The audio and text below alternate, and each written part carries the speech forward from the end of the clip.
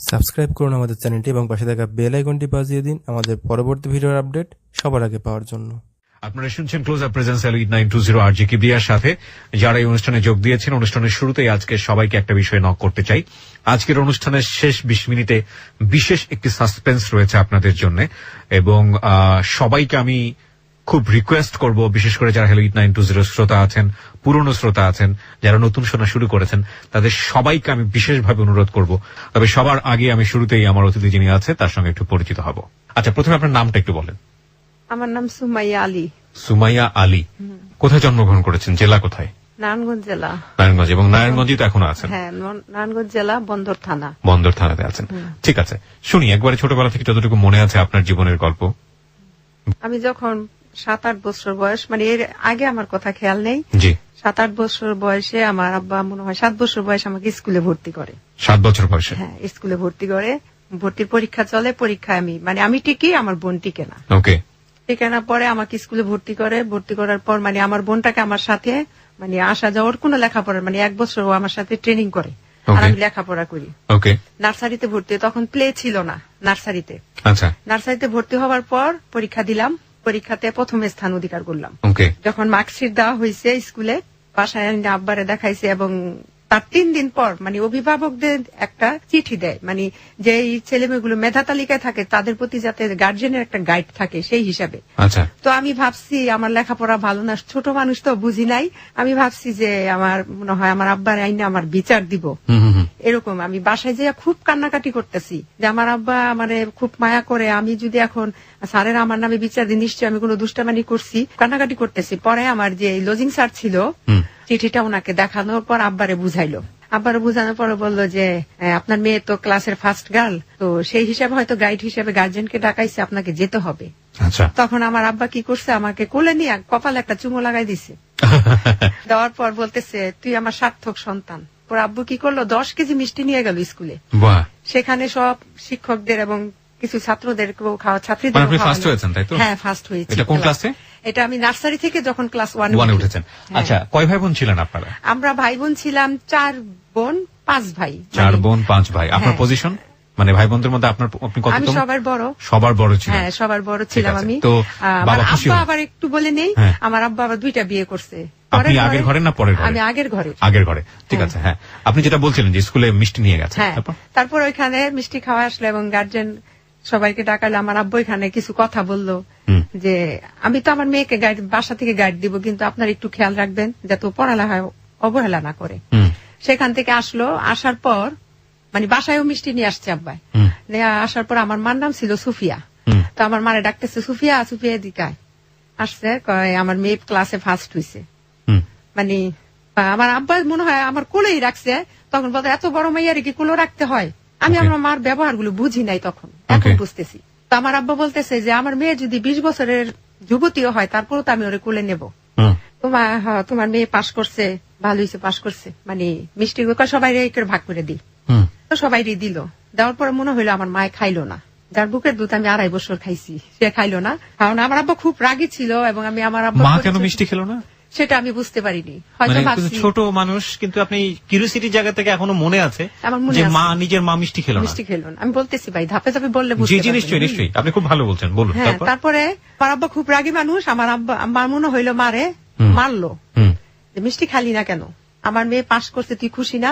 মায় তো আগে খুশি হবার কথা, তুই তো মা।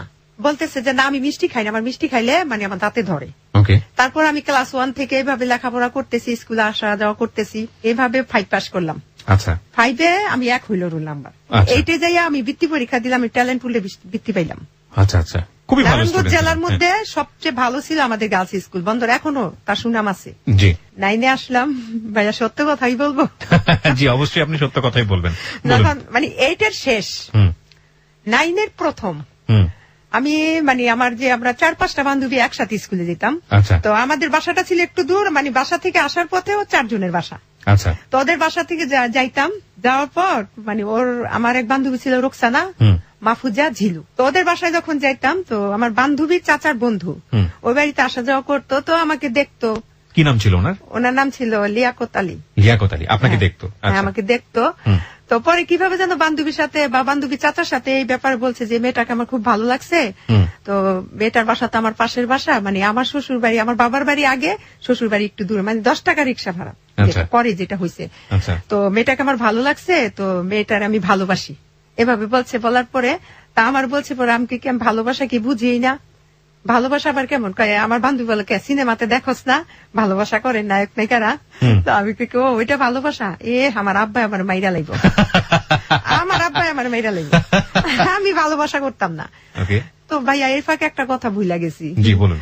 যখন আমি ক্লাস 7-এ পড়ি, স্কুলে একটা 21শে ফেব্রুয়ারি উপলক্ষে ভাষা আন্দোলনের উপলক্ষে একটা অনুষ্ঠান হয়। তো সেখানে আমি একটা মানে গান করছিলাম, দেশাত্মবোধক গান, ভাই যে ধনধান্যে পুষ্পে ভরা। ধনধান্যে পুষ্পে ভরা আমাদের এই বসুন্ধরা। আমি যদি ভুল না করে থাকি তাহলে এটা ডিএল রয়্যাল গান। আচ্ছা হ্যাঁ বলুন তারপরে। ওই গানটা গাইতাম, গাওয়ার পরে আমার আব্বা ছিল স্টেজে, আর আমি এই শ্রোতাদের মাঝে চেয়ার নিয়ে বসছে। তো আমি যখন ওই গানটা গাইছিলাম, গাওয়ার পরে ওইখানে আমি প্রথম স্থান অধিকার করি। বাহ। তখন পেছন থেকে আমার আব্বার পেছনে যে চেয়ারের লোক ছিল তারা বলছিল যে আব্বারের নাম নিয়ে যে আবুল মিয়ার তো পয়সার অভাব নাই, যাক মেয়েরও কণ্ঠসুর ভালো আছে, মেয়ে দিয়েও শিল্পী বানায় মেয়েরও মানে পয়সা ইনকাম করতে পারবো। ঠিক আছে, এই কথা বলার পরে আমার আব্বা, আমি স্টেজ থেকে নামলাম, নামার পর আমার আব্বা বলতেছে, বাসায় আনছে যে মা আমি তোমাকে একটা কথা বলি, তুমি আজকে থেকে আর গান গাইবে না। ওহো, বাবাই কথাটা বললো? বাবাই কথা বললো। তখন কি আমার আব্বা বলছে গান গাইতে মানা করছে, আমি গান গাইবো না। আপনি গান গাওয়া করে দিলেন? করবো না। তো সেখান থেকে ভালোবাসার কথা শুনে আপনি যেটা বললেন যে না না আমার আব্বা মেরেই ফেলবে। না, আমার আব্বা মেরে লাগবে যদি শুনে যে আমি কারোর সাথে কথা বলছি, কারোর সাথে মানে প্রেম করি। প্রেম বুঝতাম, ভালোবাসা বুঝতাম, পিরিত তখন পিরিত বলতো, লাইন বলতো স্যার, ভাইয়া লাইন বলতো, লাইন বলতো। আমার মানে আমার আরো 24 বছর আগের কথা তো। লাইন বলতো, মানে ছেড়ি লাইন করে বা পিরিত করে। লাইন যদি আমি করি আমার আব্বা আমার মেয়েরা লাগবে, আমি না। হ্যাঁ, তাইলে তো হ্যাঁ তোর অনেক পছন্দ করে। তাই ভাইয়া কিভাবে যেন ওই বাড়িতে আমি আসতাম, উনি আমাকে দেখে, রাস্তা একটা টেলার ছিল সাথী টেলার্স, ওইখানে আমি জামা কাপড় বানাইতাম। তো ওই টেলারে বসে থাকতো, আমি না লোকটার দেখে, লোকটা আমাকে দেখে হাসতো, আমিও হাসতাম। লিয়াকত? হ্যাঁ। ওকে। তো লোকটা দেখতে খুব সুন্দর ছিল। আমি পিকচার নিশ্চয়ই আপনার চেয়ে বয়স অনেক বড়? আমার চেয়ে বয়সে মানে ব্যবধান আছে 18 বছরের। ও মাই গড, অনেক। কিন্তু বুঝা যায় নাই। বুঝা যায়নি। যাই হোক, তো আপনার ভালো লাগতো? আমার ভালো লাগতো। তখন কি করছে, সে আমাকে একটা চিঠি দিছে, আমার বান্ধবী দিয়া চিঠি দিছে, বলছে যে আমি তোমাকে পছন্দ করি, আমি তোমাকে ভালোবাসি, তোমাকে আমি অনেক পছন্দ করি, আমি তোমার বিয়ে করবো এবং তোমার সাথে আমি প্রেম করবো না, কিন্তু তোমার বাবার বাড়িতে, তোমার বাবার কাছে আমি প্রস্তাব দেবো। এইভাবে চিঠিটা লিখছে। লেখার পরে যখন বলছে যে বাবার কাছে প্রস্তাব দিব, তাহলে তো আমার বাবা আমার আরো মেয়েরা লিব, এইভাবে বলতেছি। তারপর ভাবি রোকসানা এটা করতে না করিস, তাইলে আমার আব্বাই না আমার লেখাপড়া করতে দিত না, এরপর আমার বাইরে লইব, আমার ঠ্যাংগুলো কেটে লইব বলতেছি। বলার পরে বলতেছে যে আচ্ছা ঠিক আছে। উনি আবার কি করছে, আমার এক খালাম্মা ছিল, মানে ওনার বিআইন আর আমার হচ্ছে আমার মা তারে বোন ডাকছে।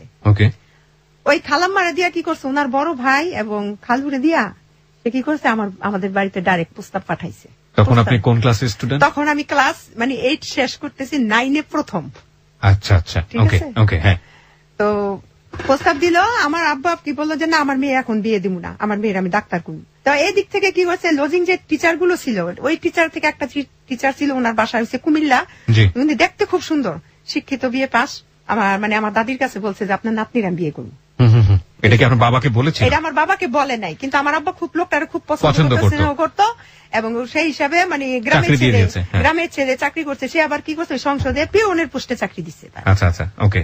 তারপর দেওয়ার পরে ওইখানে হলো তো প্রস্তাব দিছে, প্রস্তাব দেওয়ার পর আমার দাদি রাজি, কিন্তু আমার আব্বা বলতেছে যে না। এইদিকে আবার ওইখান থেকে ওই যে লিয়াকত যে ওনার বাসা থেকে আবার ওনার বোন আসছে, মানে রাজি না আব্বা। আমার আব্বাও বলতেছে যে না, আমি ওই এলাকায় যদি মেয়ে বিয়ে দিতে হয় আমি অন্য জায়গায় বিয়ে দিব, এই এলাকায় দেবো না। আচ্ছা, না দিবই না। এদিকে আপনি যে লিয়াকতের কথা বলছিলেন, উনি তো বিদেশ থেকে ফিরে এসছে। হ্যাঁ। আচ্ছা, উনিও কি আপনাকে তখনও বিয়ে করতে চাইতো? তখনও। আচ্ছা আচ্ছা। তারপরে করছে কি, উনি আবার বিয়ের প্রস্তাব দিতেছে, উনার ভাই বোন সকালে আসে, বিকাল আসে, রাতে আসে। আব্বা মানে একেবারে বিরক্ত হয়ে গেছে। আর এদিক দিয়ে মানে আব্বা আমার কি বলতেছে, তাহলে মেয়ে মনে হয় এদিকে আমার মনে হয় মেয়ে মনে হয় দুর্বল আছে, নাইলে আর বারবারে কেন আসে, আমি না করে দিই, তারা কেন আসে। তখন আমার আব্বা আমারে কি করছে, একটা রুমে নিছে, বাড়িতে আমার 4-5টা রুম, ওই রুমে নিয়ে আমারে কয় কি তুমি বাইরে যাও, আমি আমার মেয়ের সাথে কথা বলবো। তখন আমার আব্বা আমাকে বললো, মা তুমি আমার কাছে সত্য কথা বলবা, তুমি কিন্তু তোমরা 10টা ভাই বোন, ওই 9টা কিন্তু আমার ছেলে মেয়ে না, তুমি আমার মেয়ে। তুমি আমাকে বলবা যে ওই হাজী সাহেব আলীর ছেলে রেখে তুমি পছন্দ করো। এটা কি মানে আমার আব্বা লিয়াকতের কথা বলছে? লিয়াকতের কথা বলছে। আচ্ছা আচ্ছা। তখন আমি আব্বার কিছু জড়াই ধরে কান্না করে দিলাম, আব্বা আমি ওই লোকটারে পছন্দ করি। মিথ্যা কথা বলতাম না। তুমি কি জানো ওই এলাকায় আমরা বিয়ে, ওই এলাকার খুব আমরা নিন্দা করি, ওই এলাকায় বিয়ে দিব না আমি তোমারে। আমি তাহলে আব্বা ওই লোকটা ছাড়া আমি বিয়ে করবো না। আমি আমার আব্বারে ডাইরি কি বলছি।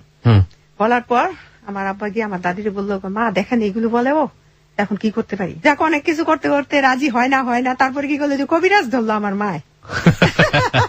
কবিরাজ ধরলো যে আমার মেয়েরে যে কোনো করে হোক তাবিজ কবর করেছে। মানে আমার মারও মেয়ে জামাই পছন্দ হয়েছে, সোজা কথা ছেলে আমার পছন্দ হয়েছে, আমি এইখানে দিমুই। ওকে। আচ্ছা এলাকায় কুলে পারা হোক, ছেলেরা কি কুলু নাকি, ছেলেরা হাজি বংশের লোক। আচ্ছা আচ্ছা।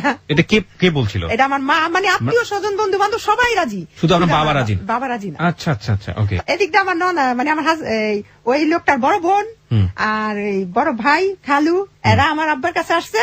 আর এই দিকটা কবিরাজের তাবিজ দিয়েছে, ওই তাবিজ আমার একটা চূড়ায় ধোয়া শিখাই দিছে। ওই ধোয়া পরে হিটার ছিল ভাই আগে, হিটারে রান্না বাড়া করতো, আগে গ্যাস ছিল না আমাদের বাড়িতে, ওই যে কারেন্ট হিটার, ওই হিটারের মধ্যে কি করছে বলছে যে হিটারের মধ্যে তাবিজটা ফালাই দিতে। তো আমি কি করছি, ধোয়া পইরা একটা ধোয়া শিখাই দিছে, ওইটা হিটারের মধ্যে আমি কিন্তু তাবিজটা ফালাইছি, মানে তাবিজটা জ্বলে পুড়ে ছাই হবে আমার আব্বা বলবে। আচ্ছা ঠিক আছে, ঠিক ভাই পরীক্ষিত একদম। তাবিজটা পুরা শেষ, আমার আব্বা বলছে ঠিক আছে যান, আপনারা এরকম করতেছেন আমি বিয়ে দিব, কারণ মানুষের মনে কষ্ট দেওয়া ঠিক না। Very interesting. ওকে। দিল। তারপরে আমার ননাসে জামাইয়েরা সবাই আসলো, আমাকে দেখতে আসলো। তখন মানে এইভাবে করতে হতে 9 থেকে মানে 10 উঠলাম, ক্লাস 10 9 থেকে 10 উঠলেন? হ্যাঁ 10 উঠলাম। তো ওই সময় কি আপনার বিয়ে শাদীর ব্যাপারে রাজি হয়ে গেল আপনার ফ্যামিলি? হ্যাঁ। বিয়েটা কি হলো? হ্যাঁ বিয়েটা হলো। তখন কি কারণ আপনি ক্লাস 10 না 9 এ? ওই ছেলেটার একটা স্বপ্ন ছিল আমার কোনোদিন সে ভাগায় বিয়ে করবে না, আর আমারও একটা স্বপ্ন ছিল আমি কোনোদিন ভাইগা বিয়ে বসবো না। আচ্ছা, যদি আচ্ছা। বিয়ে করতে হয় তাহলে গার্জেন নিয়েই করবো, আচ্ছা, সামাজিকতা বজায় রেখে করবো। আচ্ছা আচ্ছা। এটা ছিল আমার ভিতরে। ওকে, তার মানে আপনি 9 থেকে যখন 10 এ উঠলেন তখন আপনি তখন বিয়েটা করলেন? ওদের বাসা থেকে লোক আসলো, আসার পরে ননাসের জামাইয়েরা সবাই আসলো, ভাই বোন। আইসা কি করলো, ভাই আমার দেখা তো বলে কোন ক্লাসে পড়ো, অ্যাড্রেস লেখো। লিখতে গেলাম, লেখছি, কিন্তু হাত কাঁপতেছিল তখন। লেখার পর তারপরে ননাসের জামাই কি করলো আমারে, ওই উনার বড় বোনের জামাই, যেটা যে ঢাকা লালমাটিয়া কলেজের সাথে উনার বাড়ি, তো উনি আমাকে কি করলো 2000 টাকা দিল। 2000 টাকা দিল, দেওয়ার পরে যে আমি তো তোমার বিয়েটা খেতে পারবো না, আমি 3 দিন পরে বাহিরে কুয়েত চলে যাচ্ছি, আচ্ছা তোমাদের প্রতি শুভকামনা থাকবে। ঠিক তার 5 দিন পর শুক্রবার আসলো, আসার পরে মানে বিয়ের ডেট। ওকে। বিয়েটা হইলো, হওয়ার পর তারপর উনাদের বাড়িতে উনারা চলে গেল। তারপর আমারে কি করলো, ওইখান থেকে আর শুক্রবারে বিয়ে হইলো। অনেক ভাই বিয়ে হয়েছে তো ঠিক, কিন্তু ওই লোকটার কাছে তো আমি যাই না। ওকে। দেখলে শরম করে, দেখলে হাসি পায় আর শরম করে, আমি যাই না। আমার আব্বা, মানে আমার আব্বা চায় যে জামাইয়ের কাছ থেকে একটু দূরে থাকবে, কিন্তু আমার মা, আমার তো 2টা মা ছিল, 2টা মা, আমার ফুফু, আমার দাদি, আমার ভাবি, যার জ্যাঠতো ভাইয়ের বউ ছিল যারা, তারা চাইতো যে জামাই আসলে যান না কেন। আমার তো লজ্জা করে, আমি আর সামনে কি যাম, মানে আমি পছন্দ করছি, বিয়ে হয়েছে, এই লজ্জায় আমি আর সামনে যাই না। পরে উনি কি করছে, ওই সোমবার দিন আসলো, ওদিন চলে গেল। সোমবার দিন আমাদের বাড়িতে কি ভাবিরে পাঠাইছে আমার ইন্ডিয়া। তখন ভাই সিনেমা, নতুন বিয়ে হইলে শালা সম্বন্ধীর বউ নিয়ে সিনেমা দেখতে যাইতো নতুন জামাইরা, সিনেমার একটা প্রচলন ছিল তখন। তখন আসে আমার বলছে যে রেডি হও, মানে উনি রিক্সাতে বসে থেকে ওনার ভাবিরে পাঠাইছে, বোনের জামাইরে পাঠাইছে। তখন আমার আব্বাই দেয় নেই, আমার আব্বাই না করছে, ইশারা দিয়ে যাবা না। তো আমিও কি করছি, আর যাই না, আমি কিন্তু আমার ভালো লাগতেছে না, যাবো না। তো আমার আব্বারে বলতেছে যে সুরাইয়ারা একটু আমাদের বাসায় নিতে চাই। ওকে। আমাদের বাসায় নিতে চাই। তারপরে আব্বা বলতেছে যে ঠিক আছে যাইবো, মেয়ে বিয়ে হচ্ছে, স্বামীর বাড়িতে যাবো না। আমার দাদি, আমার নানি আমার সাথে, আমার 2টা ভাই বোন আমার সাথে গেছে। তারপরে যাই হোক ওনাদের বাসায় খাওয়া দাওয়া করে বাসায় চলে আসলাম। তার শুক্রবার আসলো, আবার শুক্রবার, সোমবারের পর শুক্রবার আসছে। আসার পরে তারপরে আমার আব্বার কাছে খবর পাঠাইছে যে ওদের নিয়ে শালা শালুর সম্বন্ধে নিয়ে, মানে সবাই তো শালা আর শালি, বউরে নিয়ে সিনেমা দেখতে দিব। আমার আব্বাই রাজি না, না মেয়ের আমি একা ছাড়বো না। তখন আমার 2 ভাই আবার কি করছে, আব্বারে বুঝাইছে, এই তুমি যে বিয়ে করছো, তুমি দিয়ে একদিনও মানো নাই, তুমি আমার রাত্রে যাই আমার বাবার বাড়িতে লইয়া পড়ছো, যাইতে আর বাসায় যেতে দাও না। আর এখন ওই বেড়াই বিয়ে করছো, আজ 8 দিন হয়ে গেছে, তুমি বেড়ার বউর সামনে যেতে দাও, এইটা আবার কোনটা? যাক আব্বার অনেক কিছু বুঝাইছে, বুঝানোর পর আব্বাই রাজি হয়েছে। পরে আমরা গেছি সিনেমা দেখতে। হ্যাঁ, তখন সাবানা ম্যামের একটা ছবি ছিল অন্ধবিশ্বাস, দেখলাম, দেখা বাড়িতে চলে গেলাম। বাড়িতে চলে গেলাম, পরে রুমে নিয়ে বসাইলো। তারপর আমার আম্মাই পিঠা বানাইছে, পিঠা উঠা দিল। খাওয়ার পরে কি করলো, ওই আমার আব্বাই গিয়া হাতে করে একটা লুঙ্গি নিয়ে গেল। আচ্ছা। হ্যাঁ, লুঙ্গি নিয়ে আমার হাজবেন্ডের দিল, নাও ওই লুঙ্গিটা পরো। আব্বা আমি বাসায় চলে যাবো। তো আরে মিয়া যায় ওনে, শ্বশুর বাড়িতে মেসে বিয়ে করলে 2-1 দিন থাকে না, যাক ওইখানে থাকলো, লুঙ্গি টুঙ্গি পরার পরে রাত্রে কথা টথা হইলো। আমার দাদি আমার নানি আমার সাথে ছিল, আমার ভাবি ছিল, এদের 2টা পর্যন্ত কথা হলো। 2টার পর উনিরা বাসায় চলে গেল, যার বাসায়। তারপর ওনার সাথে আমার কথাবার্তা হওয়ার পর ভাই এক সময় মানে ওনার সাথে আমার মানে স্বামী স্ত্রীর যে ব্যাপারটা ওইটা হইলো। ওকে, তখন আমার বয়স 15। 15 বছর। জি, পড়াশোনা তখনও করছেন? হ্যাঁ, পড়াশোনা হইতেছে। আচ্ছা, তারপরে এইভাবে কাটলো অনেকদিন। কাটার পর অনেকদিন কি 22-25 দিন, হ্যাঁ 26 দিনের দিন আমার এখনো মনে আছে। 31 তারিখে বিয়ে হয়েছে জানুয়ারি 1992, যা 31শে জানুয়ারি। আর উনি বাহিরে গেছে 26শে ফেব্রুয়ারি, মানে সৌদি আরবে চলে গেল আবার? হ্যাঁ, ছুটিতে আসছিল 1 মাসের 42 দিনের ছুটি। ওকে, তারপর উনি বাহিরে চলে গেল। উনি বাহিরে গেছে পর আমি যে এত কান্না করছি ওদিন, তারপর এয়ারপোর্ট গেলাম, যেন উনার বাহিরে চলে গেল। যাওয়ার পর তখন আমি আর বাচ্চা উচ্চা কোনো কনসেপ্ট করি নাই, কিচ্ছু না, বাচ্চা হইল না। তখন উনি গেল গা। উনি যাওয়ার পরে ফোন দিল যে আমি ভালোভাবে পড়ছি, এভাবে চিঠি আনার কথাবার্তা সবকিছু হইল। হওয়ার পর উনি বিদেশ থেকে আসলো 2.5 বছর পর, বিয়ের পর ভাইয়া, 2.5 বছর পর। 2.5 বছর পরে আসলো, সৌদি আরব থেকে আসলো। তখন এই ফাঁকে আমি ম্যাট্রিক পাস করলাম। পাস করার পর আব্বু আমাকে কলেজে ভর্তি করলো। কলেজে হ্যাঁ ফার্স্ট টার্মিনাল পরীক্ষাটা আমার দেওয়া হলো, ফার্স্ট ইয়ার ভর্তি হইলাম। উনি 2.5 বছর পরে আসলো। ওকে, আসার পর তখন আমার মানে আসার পর উনি কি করলো, মানে স্বর্ণ গয়না দুনিয়ার কিছু লইছে, মানে এর হিসাব ভাইয়া আমি দেখতে খুব সুন্দরী ছিলাম। আচ্ছা যাই হোক, পরে ভাইয়া উনি আইসা আমাকে মানে কলেজে, হ্যাঁ স্বামী আসছে বিদেশ থেকে, আমি 3-4 দিন বা 8 দিন কলেজে যাইতাম না।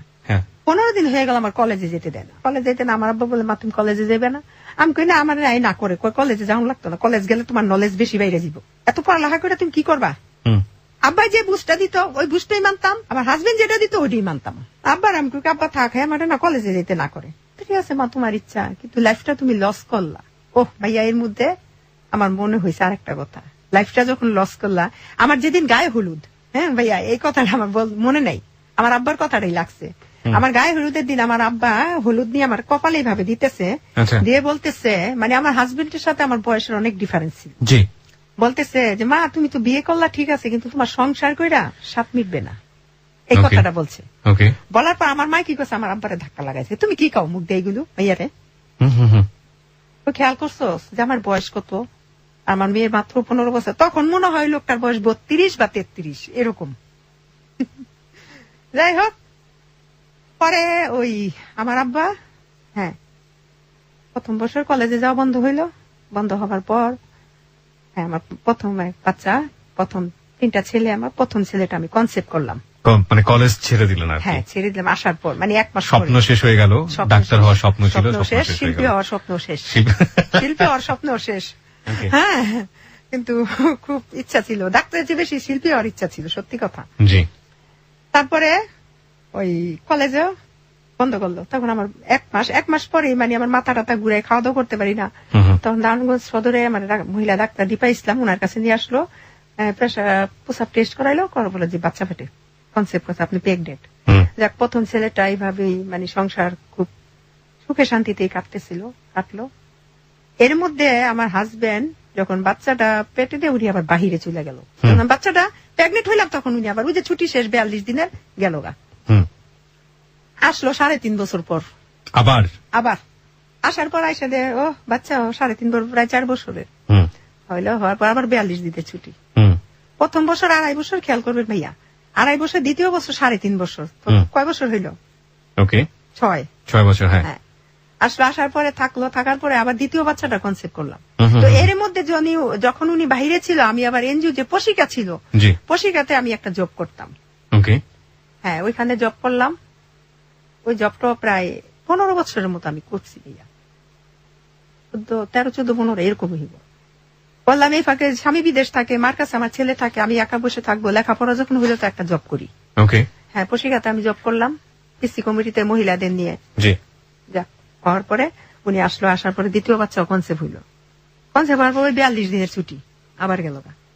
সরকারি চাকরি করতো তো 42 দিনের বেশি ছুটি পাইতো না। গেল, যাওয়ার পরে দ্বিতীয় বছর আসছে 7 বছর পরে। 7 বছর পর দ্বিতীয় বাচ্চা হওয়ার পরে, সে যে বাচ্চা যখন আমি কনসেপ্ট করছি, দ্বিতীয় ছেলেটা তার 7 বছর পর আবার আসছে বিদেশ থেকে। মাই গুডনেস, মানে এটা তো গ্যাপ, এত বড় গ্যাপ। মানে আপনি কিছু বলতেন না, যোগাযোগ করে আসলে বলতেন? বুঝতাম না তখন, আমি মানে এতই ছিলাম না, বুঝি নাই তখন। কি ভাইয়া সত্যি কথা, যেটা বাইরে থেকে একটা গয়নাগাটি আনতো, ভালো লাগতো দেখতে, বাইরে থাকলে ভালো, মানে তখন একটা মনে হচ্ছে বাইরে থাকাই ভালো। হ্যাঁ, বাইরে থাকা ভালো। আবার মাসে মাসে 5-10 হাজার টাকা দিছে, হাত খরচ টাকা পাইতাম, মানে এইগুলো বুঝি নাই যে টাকাই যে সবকিছু না, এখন বুঝি, তখন বুঝি নাই। তারপরে 7 বছর পরে আসলো। জি।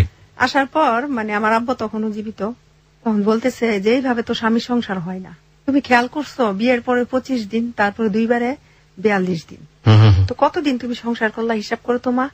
মানে উনি বাইরে থেকে আসবে 3 দিন আগে, ওকে। তুমি একটু হিসাব করছো, তুমি এবার আসলে বলবা যে আপনার কাছে আমি থাকতাম না, আপনার ভাত খাইতাম না, আমি আপনার কাছে থাকতাম না। আপনি কে বলে দিল আপনাকে? এটা আমার আব্বা শিখাই দিল। হ্যাঁ, আচ্ছা। আপনার কাছে থাকবো না, আপনার ভাত খাইতাম না, কিনা আপনি যদি বাহিরে যান। আচ্ছা আচ্ছা ঠিক আছে, 3 দিন পর আসলো, 3 দিন আগে বললো। আসার পরে তো সকালবেলা আসছে, আসার পরে বাসায় গেছে সকালবেলা 5টা বাজে এয়ারপোর্টে অ্যাটেন্ড করছে। তো সেখান থেকে আমার বড় ছেলেটা আসছে, আমার ভাই, আমার বোন জামাই, এরা এসে নিয়ে গেছে। যাওয়ার পরে থাকলো, তারপরে রাত্রে আমি বলতেছি আমাকে একটা কথা বলবো আপনার, তখন আমি তারে মানে সংসার যে 12 বছর হয়ে গেছে আপনি করেই বলি। আচ্ছা আচ্ছা। আমি আপনার একটা কথা বলবো, বলো। আমাকে আমার আব্বাই কইছে আপনি যদি বিদেশ যান তাহলে আপনার ভাত আর খামু না। ওকে, আবার নিজে বলেন না, বলছে আমার মানে আব্বাই যে বলছে, তা আব্বা, এটা তো আমার কথা ছিল না। Right. আর তখন ভাই আমার জ্ঞানও ছিল না আচ্ছা। যে আব্বার কথা বললে কি কোনো একটা মানে মাইন্ড করবো নি বা খারাপ ভাববো নি, এইগুলো কিছু বুঝি নাই। Right. আমাকে আমার আব্বাই বলছে আপনার ভাত আর খামু না আপনি বিদেশ গেলে, যদি এবার এটাকে তোমার আব্বাই বলছে, তোমার কথা কি? আমি কি আমার আব্বার মতেই মত, আপনি যাইতে পারবেন না। তাহলে এবার বেশি দিন থাকবো না, 2 বছর থাকবো, তুমি এতদিন ওই করছো, নিজেদের লাইফটা একটু সেটেল না কইরা কি করবো। ওকে। আমাদের 2টা ছেলে হয়েছে, ওদের ভবিষ্যৎ আছে না। আচ্ছা। এই সেই যাক, তারপরে গেল আবার। থাকার পর 2 বছরই থাকছে, বেশি থাকে না, এসে পড়ছে। আচ্ছা। আসলো, আসার পরে এই সময়টাতে তো দেশ বিদেশে থাকতো, দেশে এসে কোন প্রপার্টি করা, জমি জমা করা, এগুলো করতো কিছু না, কিছু করে শুধু মাসে মাসে কিছু টাকা দিত। হ্যাঁ। আচ্ছা। আর বাবার উপরে খাইতাম, দুধ খরচাও দিত না ছেলে গো। মনে করছে নানা নানিরা আছে, চলবো না। যাক, তারপর আসলো, 3য় বার আসলো, পরে তুমি তা আর গেল না। তো মোট কত হইলো? 14 বছর হইলো। 14 বছর, হ্যাঁ। 14 বছরের মধ্যে তার সাথে আমি। তখন আপনার ছেলের বয়সটা কত? আপনার বড় ছেলের বয়সটা কত? বড় ছেলের বয়স হয়েছে 10 বছর তখন। 10 বছর। 10 বছর। ওকে, হ্যাঁ, আপনি যেটা বলতে চাচ্ছেন। 2.5 বছর পরে। 14 বছরে কতদিন সংসার হলো আসলে? 342 হিসাব করেন, 342 দোকানে 84। 84 মাস না, নাকি? 84 দিন। 84 দিন 14 বছরে মাত্র। আর 42। My goodness. আচ্ছা ঠিক আছে, বলুন তারপর। 42 এটা বাঙালি নারী বলেই সম্ভব। এরা আসলেই মানে সংসারের জন্য কতটা স্যাক্রিফাইস করে চিন্তা করা যায় না। হ্যাঁ বলেন তারপরে। তারপরে আসলো, আসার পরে আমার মা বলতেছে 2টা ছেলে একটা মেয়ের দরকার আছে। মা, মেয়ে না থাকলে সংসারের কোন মাতৃত্বের কোনো স্বাদই থাকে না, তো একটা মেয়ের দরকার। না, আমি মেয়েটা নিব না, আমার 2টা ছেলেই থাকুক। মানে একটা মেয়ের জন্য 2য় ছেলেটা হইলো। আচ্ছা। 3 নম্বর ছেলেটা হইলো একটা মেয়ের জন্য। তারপর যাক, আমার মা বলতেছে যাক দেখি। আচ্ছা। আমি কখনো কোনো মেডিসিন খাইতাম না ভাই, ওকে, কারণ অনেকদিন গ্যাপে আসতো না। রাইট। কিন্তু আমি মেডিসিন খাইতাম না। আচ্ছা। তারপরে 3য় ছেলেটা আমি কনসেপ্ট করলাম। মেয়ের জন্য আসলে আরেকটা ছেলে হলো। আরেকটা ছেলে, মানে মেয়ের জন্য আরো 2টা ছেলে। প্রথম তো ছেলে হইলো। জি জি জি। মেয়ের জন্য। আর উনি তো তখন প্রথমেই বলছে যে আমার ছেলে হবে। আমি সৌদি আরব স্বপ্নে দেখছি আমার ছেলে হবে। আর এদের বংশের মধ্যে যারা চাচতো, যারা তো মামতো, যত জায়গায় আত্মীয় স্বজন, সবার প্রথম মেয়ে হয়েছে, শুধু আমারই ছেলে হয়েছে প্রথম। আচ্ছা। হ্যাঁ, ছেলে চাইছে আল্লাহ বেশি করে ছেলেই দিছে। যাক, 3 নম্বর ছেলেটার যখন আমি কনসেপ্ট করলাম, আমার অবস্থা তখন কাহিল, মানে একদম বিপরীত। প্রথম 2টা বাচ্চা হয়েছে, আমি বুঝিই নাই। আচ্ছা। কিন্তু 3 নম্বর বাচ্চার বেলা আমার কি হইলো, 6 মাস পর্যন্ত আমি ভাত মাছ কিচ্ছু খাইতে পারি না, শুধু পাউরুটি, কলা আর ডিম খাইতাম। আচ্ছা। 3 নম্বর বাবুটা হইলো খুব অবস্থা খুব সিরিয়াস ছিল। যাই হোক, হাসপাতালে ওই ক্লিনিকে হইলো, একটা প্রাইভেট ক্লিনিক আছে বাসার সাথে, ওইখানে হওয়ার পরে আসলে খুব খুশি। ছেলে হয়েছে, মানে মন খারাপ নাই। উনি 1 বছর, হ্যাঁ, ছেলেটা 9 মাস তখন। এই 9 মাসের মধ্যে ভাইয়া যখন আমার 3 নম্বর ছেলেটা হইলো, আমার স্বামীটা আমাকে একটু অনীহা করতেছে। ওকে। মানে আমি প্রত্যেকটা কাজ করতে গেলে দোষ, রান্না করতে গেলে দোষ, পানির গ্লাস দিয়ে ধুইছো, প্লেটে এরকম কে, মানে একটা অজুহাত এরকম করে কেন বলতে। পরে আমার বলতেছে কি, একদিন মানে এরকম বললো, জুমারে নামাজ এনেছে, তার বয়স 8 মাস, বাবার ছাড়া কিচ্ছু বুঝে না। ওই বাবার কোলে উনি জুমার নামাজ পড়তে গেছে। আচ্ছা। যাওয়ার পরে আমার ভাই আবার ওই যে ফিসিয়াল ছিল, জি, আমার ফোন দিছে, আপু ডাকনাম হয়েছে লিসান, 2 নম্বর ছেলে। লিসান কি বাসায়? আমি কই না, ও তো বাসায় না, ওর আব্বার সাথে নামাজ পড়তে গেছে। নামাজ পড়ে কয় কেন? আমি কি কেন, কি হয়েছে রে? আপু মাছ ধরছি পুকুরের, তো মাছ নিয়ে দেখতে। আচ্ছা আচ্ছা, ঠিক আছে, মাছ নিয়ে দেখতে। মাছ নিয়ে এই 16 বছরের মধ্যে সে আমাকে একটা টর্চার কোনোদিন করে নেই। মানে আপনার খুব হাজবেন্ডের কথা মায়া বলছেন? করতো খুব। হ্যাঁ, হ্যাঁ। তো যাই হোক, এখন আমারে বললো, আমার তখন কি করছে, আমি ঠিক আছে ওর আব্বার সাথে নামাজ পড়তে, নামাজ পড়ে আসুক, আসলে আমি পাঠাই দিব। হুম, হুম, মানে উনি ঘরে ঢুকছে আর আমি ফোনটা রাখছি, হুম, এই পর্যন্ত উনি দেখছে। হুম। পিচ্ছি বাচ্চি মানুষ বিরক্ত করছে, যার পর তো আমি দৌড়ে আসছি, কি হয়েছে এই কথা বলতে, কি করলো ভাই, আমার একটা থাপ্পড় দিল। মানে আপনার হাজবেন্ড? একটা থাপ্পড় দিল। থাপ্পড় দেওয়ার পরে কি হলো, আমি মনে হয় জ্ঞান হারাই ফেললাম। জীবনে তো মাইর খাই কোনদিন তো হ্যাঁ, একেবারেই মানে আকাশ থেকে পড়ার মতো ঘটনা। আর আমার বাবার বাড়িতে আমি ফুলের আচরও খাইনি, খুব আদরের সন্তান ছিলাম। জি। পরে দেখা যায় নাক দিয়ে যখন আমার রক্ত পড়তেছে, এই জায়গা একদম কালো হয়ে গেছে, তো কি করছে ওই উনি ধরছে, পরে যাহারি কি হইলো, পরে যাই হোক কি করছে, ওই আমি অজ্ঞান থাকা অবস্থায় সে কি করছে, আমার ফোনটা নিয়ে গেছে আমার কাছ থেকে। আমার যখন 1-1.5 ঘন্টা পরে যখন আমি ঠিক হয়েছি, তখন আমি বলতেছি যে ফোনটা আমার কেন মারলো, আমার কি অপরাধ ছিল? সেটা তো আমাদের প্রশ্ন। হ্যাঁ, এই প্রশ্ন রাখলাম। আমি লিওন এই কে করো দিচ্ছেন, ফোনটা লো, ফোনটা দিচ্ছে, ফোনটা কি তোমার বাবাই কিনা দিছে? আমি কি করছি ভাইয়া, বরকাটা নিয়ে ঘর থেকে বের হয়েছি, পরে এদিকে আসো, কোথাও যাইবা না, এদিকে আসো। আমি কথা শুনি নাই, আমি যাই আমার ভাগ্নির কাছে, আমি ফোন দেবো যে আমি ঘরতে যে বের হয়েছে এ পর্যন্ত, এই ফাঁকে উনি কি করছে, আমার ভাইদের ফোন দিছে। ফোন দিছে তো ওর দেখ রাস্তায় ভাগ্নিকে করে গেছে, দেখি আমার ভাই, ভাই একসাথে। আচ্ছা, কি রে তোরা, আপু কি হয়েছে? আমি বাইরে দূরে কান্না করতেছি। দেখ আমার ফুপু আসছে, আমার 2 মা আসছে, যে আমার বিয়ে দিছে ঘটক, উনি ওই খালাম্মা আসছে, আমার 2 ভাই, মানে সবাই ছোট, তোরা আমার ছোট বয়সে। তোরা সোফার মধ্যে বসে রয়েছে, বসার পরে বলতেছে আমার যে মা, আমি যে মা আমার লালন পালন করছে, খুব সোজা, একদম সরল, কিন্তু আমার ছোট মাটা খুব কড়া। আচ্ছা, যে একটাই প্রশ্ন করছে, আপনি আমার মেয়েরে কেন মারছেন? পরে বলতেছে, ও একটু আগে কার সাথে ফোনে কথা বলছে। ঠিক আছে ভাইয়া, 3টা সন্তান হয়ে গেছে, 14 বছর রাখা মাইয়ার বিদেশ হয়েছেন, মাইয়াই কিছু করে নাই, আর এখন মাইয়াই কিনা খারাপ হয়ে গেছে, এখন ফোনে কথা বলে। তখন জন বলছে যে ফোনে কথা বলে, তখন পাশের রুমে থেকে আসছি আমি, আমার ভাই রিপন তুই আমার ফোন দিছস না, কয়টা বাজে? অমুকটা বাজে। উনি আবার কি করছে, যে যখন আমার থাপ্পড় ছিল তখন তো ফোন নিছে গা, আর নাম্বার তো ওনার কাছে, কারণ আমার কাছে থাকলে হয়তো ফোন নাম্বার গুলো ডিলিট করে ফেলতাম, কারোর সাথে কথা বলি। ফোনের নাম্বার কয়েক আমি আপারে ফোন দিছি দুলাভাই মাছের জন্য, তুমি ফোন দিচ্ছ, রিসিভ করলে যাই দে আমার ভাইয়ের ফোন। তখন আর কিছু বলে তখন, মানে সবার সামনে আমি বলছিলাম যে তুমি যদি আমার শুধু শুধু মেরে থাকো, তাহলে দেখো তোমার হাত পা গুলো একদিন হইলো মরার আগে তোমার পঙ্গু হয়ে যাবো। আমি দোষী না, আমি কথাটা বলছি ভাইয়া, ওকে, আমি বলছিলাম, মানে অভিশাপ যেটা বলে জি দিলাম। এর মধ্যে ওই 2008 সালে আমার আব্বা মারা গেল, আর আমার আব্বা মারা যাবার পরেই মানে ফ্যামিলিতে একটু আমার একটু মানে অবহেলা, আমার স্বামী। আমি কি করলাম, ওই মানে নামাজ পড়তে যাবে, মাগরিবে কাঁঠাল ছিল ফ্রিজে, কাঁঠাল বলছে কাঁঠাল নামাই তো ফ্রিজে, তো আমি মাগরিবে নামাজ পড়ে খামো। তো একসাথে বসে কাঁঠাল খাইলাম, খাওয়ার পরে না এশার আজান হইলো, উনি অজু করতে গেছে, অজুরত অবস্থায় সে স্ট্রোক করছে। আচ্ছা আচ্ছা, হ্যাঁ, স্ট্রোক করছে পরে তো আমার বাচ্চারা বিরক্ত করতেছে, বাচ্চারা তখন 1.5 বছর বয়স। জি, আমি কি করছি, বাহিরে গিয়া দাঁড়াইছি, খারাপ লাগছে তো একটু শুয়ে থাকো, পরে যাই নামাজ পড়তে, ঘরেই নামাজ পড়ো, আচ্ছা, মসজিদে যাওয়া লাগতো না। পরে না 10 মিনিট পরে আমি কইয়ারে যে আমি ঘরে রেখ খাইলাম, ছেলে লয়ে যাবি বসে রয়েছে, হ্যাঁ তখন আলাপ টালাপ কিছু পাইতেছি না। রাইট, তখন আমি কি ছেলেটার ওইখানে কান্না করতে, ছেলে ওইখানে বাহিরে দাঁড়া করাই থিয়া আমি আসছি, আইসা দেখি কি মানে উপরের দিকে খালি শ্বাসকষ্ট হইতেছে না। আমি কি করলাম, সবাই মানে একটা চিৎকার দিছি, পর আমার দেবর ভাসুরা সবাই আসলো, আইসা কি করলো, ওনারে নারায়ণগঞ্জ খানপুর হাসপাতাল আনলো, ওইখান থেকে রিলিজ করে দিল সৌরাদ্দি। আমি বাসায় ছিলাম, আমার 2-3টা ভাই আসছে সাথে, ওনার ভাইয়েরও আসছে, তারপর আমার 2 মা ওনার সাথে। পরের দিন আমি সৌরাদ্দি আসলাম, আইসা দেখলাম, দেখার পরে সে স্ট্রোক করছে। আচ্ছা যাক, চিকিৎসা চলতেছে, আমার থাকতে না করলো, বাচ্চাটা বিরক্ত করে, বাচ্চা তুমি বাসায় যাও গা, আম্মাই তো আমার সাথেই ছিল। ডাক্তার তাকে বলছে যে আপনি বেড থেকে নামবেন না, প্রস্রাব টয়লেট আপনি বেডে বসে করবেন। মানে আপনার হাজবেন্ড কে বলেছে? বলছে। সে কি করছে, ওই যে নামাজ পড়ে না, মসজিদে যায় নামাজ পড়তে যাবে, যাক নামাজ পড়তে গেছে, 2-3 জনে ধরে নিয়ে নামাজ পড়ায় আনছে। আচ্ছা, হার্টের রোগী তো উবুদ হইতে পারতো না, উবুদের সিজদাতা দিচ্ছে না বৃহস্পতিবার পর্যন্ত। শুক্রবার দিন সকালবেলা আমি একটু বাজার থেকে সেব হয়ে আসি।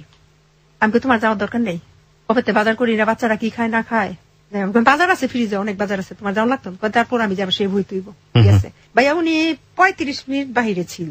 এই 35 মিনিটের মধ্যে আমি প্রতি মিনিটে ওনাকে আমি ফোন দিচ্ছি, কি অবস্থায় আছে, কি অবস্থায় আছে, আমি আসি, এভাবে বলছে, না করছে। তো বাসায় আসছে বলছে যে আমার জন্য আনার তুমি খোয়াই রাখো, আনার খাম। আচ্ছা। আর এই মালটা কাইটা রাখছি, একটু হালকা লবণ দিও, হাটের রুগী তো কাঁচা লবণও খাওয়া নিষেধ। ওই কি করছে, ও টিভি দেখতেছে বৈশা, ওই আমি আবার যে উনি আবার ওষুধ আমাকে আমার জন্য ওষুধ নিয়ে আইসো তুমি। আচ্ছা। আসার পথে আমার পাতলা পায়খানা হইতেছে, সেই আচ্ছা। ওষুধ আনার পর আমি কি করছি ভাই, ওষুধটা খাইছি, খাওয়ার পরে আমার পেট এমন কামড় মারছে, আমি আবার টয়লেটে গেছি। আচ্ছা। টয়লেটে যাবো, উনি যে ওই যে খাটের মধ্যে বসে যে টিভি দেখতেছে আর উনি যে খাইতেছে, এই বসার মধ্যে আবার সেই স্ট্রোক করছে। ওহো। আমি আসছি, আইসা আমি ওই পাশে রুম আর যেতে পারি না, আমি এই রুমে শুয়ে রয়েছি। আমার শক্তি নাই। কতক্ষণ পরে 15-20 মিনিট পরে আমি আমি খাইতে দিলাম, খাইলো কিনা দেখি তো, যাই দেখি বসার মধ্যে সে স্ট্রোক করছে আবার। তারপর নিয়ে আসলো ঢাকায় যে মিরপুর হাসপাতাল, সাসুলিমুল্লাতে নিয়ে আসলো। উনি তো তখন আমার দেবর বললো যে হার্ট আর ব্রেন, হার্ট স্ট্রোকও করছে আবার ব্রেন স্ট্রোকও করছে একসাথে, দুইটা একসাথে। মানে আপনার হাজবেন্ড এখানে আনলো, চিকিৎসা করলো, চিকিৎসা করার 3 দিন পরে আসছি।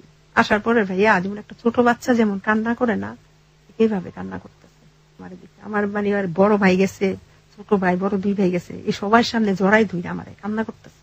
মানে ভাইরা দেখলো যে বউর সাথে জড়াই কান্নাকাটি, ভাইরা আবার বাড়ি গেছে। আমার বাচ্চাটা কিন্তু তখন 1.5 বছরের বাচ্চাটা, এই পিচ্ছি বাচ্চাটা এখনো ওর বাবার কথা বলতে পারে ভাই, এখনো। আমার কয় কি, ওই যে নার্স সিস্টার বসে থাকে ওইখানে রিসেপশনে গেছে, যাইছে পরে বলতেছে যে আপনি, এরা বিলে বলছে যে আপনি এটা কিভাবে, বলছে ভাই উনি তো বাঁচবে না, জুলুম গেলে 10 থেকে 9 দিন, 9 থেকে 10 দিন বাঁচবে। আমার বাচ্চাটা শুনছে, ওর আব্বাই মারা যাবার পরে আমার বলছে, পরে ওর আব্বারে ওইখানে আমি থাকলাম, আমার মারে আর বোনেরে পাঠাই দিলাম, এতদিনে হয়ে গেছে, তুমি যাও বাসায় যাই গোসল করো গা, আমি আর আমার আরেকটা বোন গিয়ে আমার সাথে থাক। তো বাসায় নিলাম শবে বরাতের দিন 2011 সাল, মনে আছে জুলাই মাসের 16 তারিখে বাসায় নিলাম।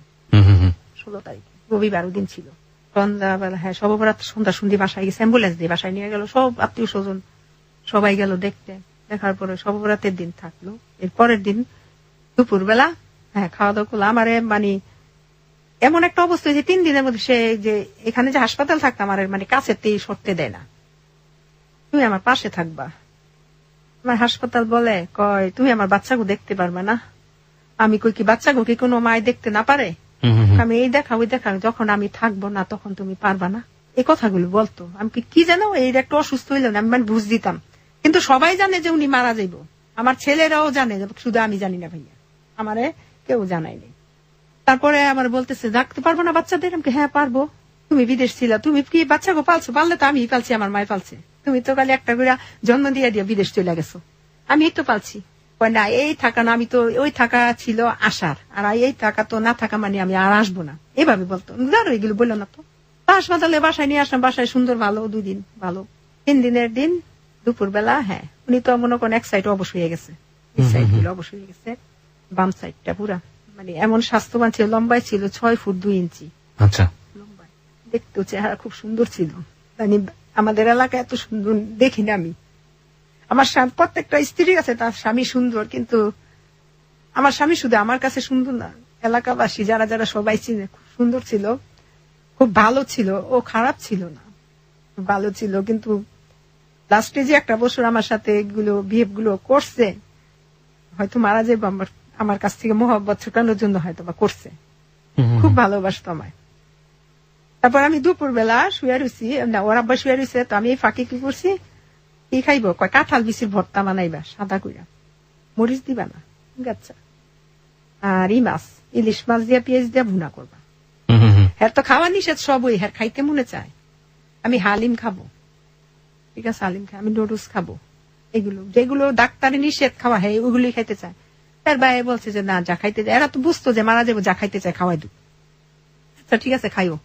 হালিম কিভাবে খাই, হালিম তো ঝালকা, আমার জন্য সাদা আনবা, সাদা করে হালিম। আচ্ছা, আমি বসে রয়েছি, উনি শুয়ে রয়েছে, তখন বাজে 3টা, শুয়ে রয়েছে, শুয়ার পর আমার মামি শাশুড়ি আসছে, বউ ঘুমাইতেছে, আমি কি ঘুমাইতেছে, মানে তুমি খাওয়া দাওয়া করছো? আমি না গোসল করে নামাজটা বসে এখন পর্যন্ত খাই নাই, যদি ঘুম থেকে উঠতে দেয়। তুমি কি বোকা, তুমি ও ঘুমে থাকতে থাকতে তুমি খাওয়া দাওয়া করে লাও, উঠলে তো ওরে তুমি খাওয়াইও, কারণ ডাক্তার বলে দিছিল যে যদি ঘুমাই থাকে ওষুধের সময় লস হয়ে যাও, কিন্তু ডাকবেন না। আচ্ছা আচ্ছা, ঠিক আছে, এই জন্য আমি ডাকি নাই। তারপর আমি ভাত খাইতে 2 লোকমা খাইছি, এর মধ্যে দেখে আমার দিকে তাকাই দিচ্ছে, তো তাকাইছে, আমি হাত রুই দিয়া কয় না না তুমি ভাত খাও, তুমি আমি তোমার আগে খাওয়াইলই, কয় না তুমি আগে খাও, তুমি খাইয়ে আগে শক্তি করো। আমার তো খুব স্বাস্থ্যবান লোক ছিল, তো 3-4 জন লাগতো তারে তুলতেই। আমি, আমার ছেলে, আমার মা, আমার ভাই, আমার বোন, 5টা মানুষ আরে তুলতে পারতাম না, খুব স্বাস্থ্যবান লোক ছিল। আচ্ছা, যাই হোক, পরে ওই বসে আমি আসছি, ভাত খাইলাম, খেয়ে আসছি, আসার পরে দেখি বাথরুম করছে, তো প্যাম্পাস পরাই রাখছি, প্যাম্পাস থেকে পরিষ্কার করতাম। ভাইয়া যখন আমি পরিষ্কার টিস্যু দিয়ে পরিষ্কার করতাম, এমন মোটা মানুষ ছিল, আর পায়খানাটা খুব মানে কাঁঠালের যে আঠাটা ছিল, কাঁঠালের আঠাটা কেমন এমন ছিল ভাই। আমি যখন মানে পরিষ্কার করে আমার নখের মধ্যে বাথরুম ঢুকে যেত, আমার একটুও খারাপ লাগতো না। আমার পিচ্ছি বাচ্চাটা মুখ গন্ধ কয়, গন্ধ লাগতেছে আম্মু, আম্মু বাথরুম করছে গন্ধ লাগতেছে, আমাকে তুমি সইরা যাও, কিন্তু আমার কাছে লাগতো না ভাইয়া। আমি যখন বাথরুম পরিষ্কার করতাম, তারপরে লুঙ্গি পরাইলাম, লুঙ্গিটা বদল করে নিয়ে হুল পাড়া দিয়া ধুইলাম, ধুইয়া আইসা কি করলাম, মুগ ডাল খাইতে চাইছি আর বাইল্লা মাছ, কালা বেগুন দিয়া রান্না, ওই বাইল্লা মাছ দিছি আর কবুতরের জুস রান্না করছিলাম দিছি। ভাই অন্য অন্য দিন যে অল্প কয়টা ভাত মানে যাও ভাত করে চামচ জাত খায়, মানে ভাতের ছাপাগুলো যেগুলো থাকতো ওনার এই জিব্বার মধ্যে থাকতো, সব খাওয়ার কোনো শক্তি ছিল না। পরে আমার বলতেছে যে দ্বিতীয়বার যখন হাসপাতাল থেকে প্রথমবার যখন আনলাম, তখন বলছে যে সুমাইয়া একটা কথা বলবো কি, আমি কিন্তু এবার যদি পড়ে যায় আর কিন্তু বাঁচবো না, এটা তুমি একদম শিওর মনে রাখবা। উইকে সিঙ্গাপুর একবার আমার সিঙ্গাপুরও ছিল, উনি সিঙ্গাপুরও গেছিল, ওই যে পরের 2 বছর আমি সিঙ্গাপুরে এরকম হয়েছে একবার, এই স্ট্রোক করলাম একবার 2বার, যদি আরেকবার হয় আমি বাঁচতাম না, এভাবে বলছে। মানে অজু করে আসছে, গামছা দিয়ে পা পুষতেছে আর কইতেছে আমার, কইছে যারা হায়াত যতদিন আছে এতদিনই বাঁচবো, মানে এরা আমি সান্ত্বনা দিতাম। তারপরে কি করছে উনি, ওই শুয়ে রয়েছে না, খাওয়াইলাম, অন্য দিনের চাষকে একটু ভাত বেশি দিলাম, সবগুলো ভাত খাইলো, খাওয়ানোর পরে ওষুধ খাইলো, আমার শোয়াই দিলাম, আমার বোন আমি শোয়ানের মধ্যে কয় আমার উঠা বসা, মানে এই 4টা বাজ থেকে 7টা পর্যন্ত সে শুধু উঠা এবং উঠা নামার মধ্যে, স্ট্যান্ড ফ্যানটা ছাড়ে, টেবিল ফ্যানটা ছাড়ে, মানে এমন ঘামাইতেছে, খুব কান্নাকাটি লেগে গেছে ঘরের মধ্যে। তো এর মধ্যে উনি কি করছে, উনি তো মানে মাদ্রাসা টাইপে লেখাপড়া করছে, ইয়াসিন সূরা, সূরা আর রহমান, সূরা ওয়াকিয়া, তারপরে কলিমা তাইয়্যিবা, কলিমা শাহাদাত নিজেরটা নিজে পড়তেছে, মানে একাই নিজেরটা নিজে, এই যে 3 ঘন্টায় সে শুধু আল্লাহর পবিত্র কালাম গুলো পড়তেছে। হুজুরে নিয়ে আসলাম, হুজুরকে আমি কি পড়ামু, এই তো পড়তেছে। তারপরে কি হইলো, পানি ঢালতেছে, মাথার মধ্যে পানি ঢাললো, তো আমার ছোট আম্মা যে কি করে, এত জানতো, সবাই জানতো যে মারা যাইব, শুধু আমি জানতাম না। কি করছে, আমার হাজবেন্ডের হাতটা ধরে কয় জামাই আমার মাফ করে দিয়েন, এই কথা বললেন না। আমি কি করছি, আমার মার একেবারে ধাক্কা ফালাই যে বাইরে আমার ঘর থেকে, এর যে কথা বলে স্ট্রোকের রুগী তো ভাবতেও পারে যে আমি মারা যাবো, আমার কাছে মাফ চাই। বলতেছে যে আম্মা ওর কথা আপনি কিছু মনে করেন না, এইভাবে বলতেছে, আম্মা আপনি আজকে থাকবেন, আপনি এখানে থাকবেন, তুমাইয়ের সাথে থাকবেন, তুমাইয়া একা একা থাকে রাতে, আপনি আজকে থাকবেন, অন্য দিন থাকেন না, কিন্তু আজকে থাকেন। হ্যাঁ বাবা থাকুন। পানিটা ঢালার পরে দেখো আমার শোয়াই দাও, ওনার বোন আসলো, ছোট একটা বোন, নবগঞ্জ বিয়ে হয়েছে, উনি আসলো, ওনার হাজবেন্ড আসলো, বোনের হাতে লুডুস খাইলো, পানি খাইলো, নিজের হাত দিয়ে বোতলটা পানি খাইলো, খাওয়ার পরে বোনের কইতেছে মিনু আমার শোয়াই দিছে। পরে আমি আবার যে হার্টের রোগী আবার আলাদা দুধ দেয় ডাক্তারে, আমরা যে সাধারণ রোগী মানুষেরা যে দুধগুলো খাই ওগুলো না, হার্টের রোগী দুধই আলাদা। তো বলতেছে ভাবি একটু দুধ দেন।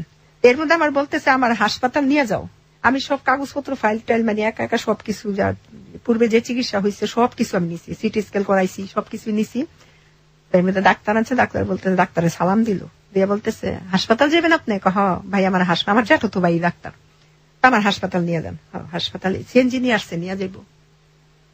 আমি আমার দেবরের ফোন দিলাম যে ভাইটা ওনার জন্য টাকা পয়সা খরচ করছে, ভাইটার খুব করছে, দেবরের ফোন দিলাম। দেবর বললো, খালি আমার বলতেছে যে আমার ভাই শওকতের খবর দাও, শওকত হাজি হ্যাঁ এর খবর দাও। আমাকে তো বাদাম তুলি আছে বাবুবাজার, উনি ব্যবসা করে, উনি আসে নাই তো, আসছে।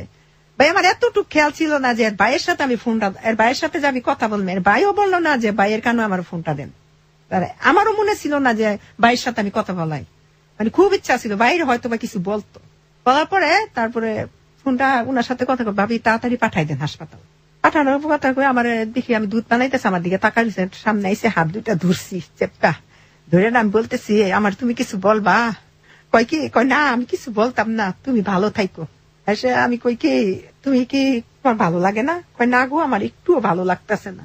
আমার মাই করতেছে আপনি কিছু দেখেন? কয় না আমি কিচ্ছু দেখি না, আমি সবাই আপনাকেও দেখতেছি। আমি কান্নাকাটি করতেছি, আমার বড় যা ছিল উনি আমার টাইম না, তুমি কান্নাকাটি করতেছো কেন? 3বার শুধু আল্লাহ বললার পর উনি মারা গেল।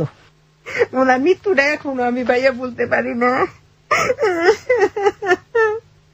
আল্লাহ যে পৃথিবী থেকে স্ত্রী রেখা কোনোদিন স্বামী জানায় না আল্লাহ।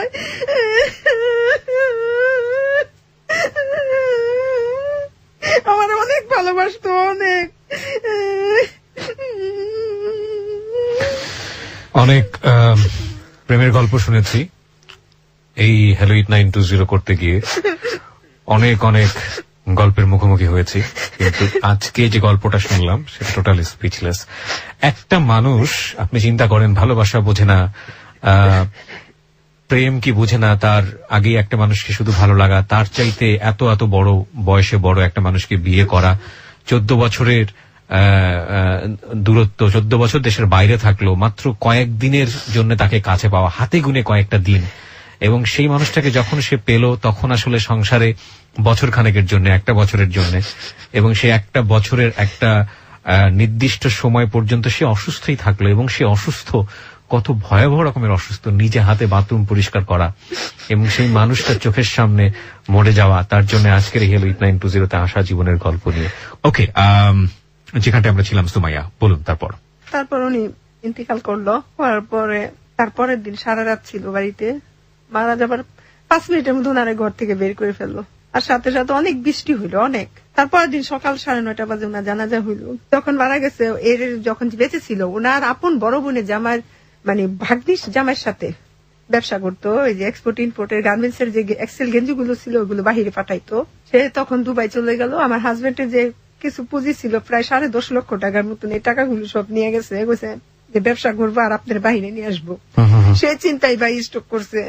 এর মধ্যে উনি থাকাকালীন ওনার বোনের জামাইয়ের নামে মানে মামলা করছে, ওই ভাগ্নি জামাইয়ের নামে ভাগ্নির নামে। আচ্ছা, উনি পেত টাকাটা কে পেত আসলে? আপনার তিনজনে মিল্লা ব্যবসা, যৌথ ব্যবসা করতো। আচ্ছা, আপনার হাজবেন্ডের কাছ থেকে টাকাটা পেত? হ্যাঁ, টাকা না নিত, নিয়ে গেছে। মানে আপনার হাজবেন্ডই টাকাটা পেত? হ্যাঁ, পেত, কিন্তু টাকাটা তুলতে পারেনি না। আচ্ছা, গেছে গা বাহিরে, আর কোনো যোগাযোগ রাখেন, এই চিন্তাই করছে। আর বোনের সাথে সম্পর্ক নষ্ট হয়ে গেছে। আপন বড় বোন ভাই মারা গেছে, আসে নাই, দেখতে আসে নাই, পাশাপাশি বাড়ি। আর আমার হাজবেন্ড আমার হাসপাতাল থাকতে বলছে যে আমি যদি মারা যাই, তুমি কিন্তু এই মামলাটা ছাড়বা না, ধরে রাখবা। আমার বই লাগেছে। 12 দিন পরে ওইখানে মানে ওই যে কবরস্থানের সার্টিফিকেট, সনদপত্র, মৃত্যু, এগুলো চেয়ারম্যানের সার্টিফিকেট সবকিছু নিলাম, নিয়ে এইগুলো আমার এক মামারে দিয়া ওই কোর্টে পাঠাইলাম। ওইখানে মানে জানাইলো যে উনি মারা গেছে। 16 দিনের মাথায় তারিখ পড়ছে, তখন নিছে 3 রোজা। আচ্ছা, 16 দিনের। আমি গেছি কোর্টে, আমি তো বাদী, কাঠগড়াইতে আমাকে দাঁড়াতে হবে। আমি আবার 3টা বাচ্চা নিয়ে আবার কাঠগড়ায় দাঁড়াইছি। ম্যাজিস্ট্রেট আমাকে জিজ্ঞেস করে আপনার নামটা যেন কি, এভাবে বলছে। তখন আমি ম্যাজিস্ট্রেটকে বলছিলাম যে স্যার, আমার নামটা তো আপনার ফাইলেই আছে, মানে এর একটা চরম বেয়াদবি হয়ে গেছে। তখন আমার মাথা ঠিক ছিল না যে তার ফাইলে আমার হিসাব, তার ফাইলে নামটা আছে, সে কেন আমাকে নাম জিজ্ঞেস, আর আমার উকিল তো নাম বলতেই আছে। একথা বলবো, ম্যাজিস্ট্রেট একটু মুচকি হাসি দিল। তো শেষ, আবার তারিখ দিল, আসলাম, আসতেছি। আসার পরে ম্যাজিস্ট্রেটের যে পেশকার থাকে না, ম্যাজিস্ট্রেটের সাথে দাঁড়ায় যে মামলা সংক্রান্ত বিষয়গুলো জানায়, ম্যাজিস্ট্রেট তো কিছু বলে না। ওই পেশকার আমার পিছনে আমার ডাক্তার, এ আপু, এ আপু, আপু। তখন আমাকে প্রশ্ন করলো লোকটা, আপনার জীবন সম্পর্কে আপনি কি ভাবতেছেন? জীবন সম্পর্কে কি ভাবতেছেন? আচ্ছা, আমাকে কি ভাববো? জীবন সম্পর্কে আমি কি ভাবতে পারি? ভাবার মালিক তো আল্লাহ।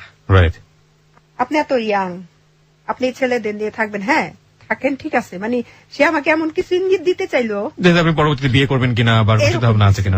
বিয়ে করবেন কিনা সে আমার হয়তো কিছু বলতে চাইছে, আমি তাকে প্লেস দিলাম না। ঠিক আছে, আমাকে ভাই আমার সময় নাই, 1:30 বাজে গেছে, আমার খিদা লাগছে, বাসায় যাবো, আমার বাচ্চারা কান্দো। কই আইসা বসছি, ঠিক রাত 10টা বাজে আমার একটা ফোন আসলো। আর ওই যে কোর্টে যে ফাইল আছে, ফাইলের মধ্যে তো আমার ফোন নাম্বার দেওয়াই আছে। ফোন দিল পরে এসে আমি সালাম দিলাম পরে বলতেছে কেমন আছেন? আমি কে? পরিচয় দেন। পরিচয় দিলাম, আমি আপনার সাথে কথা বলবো।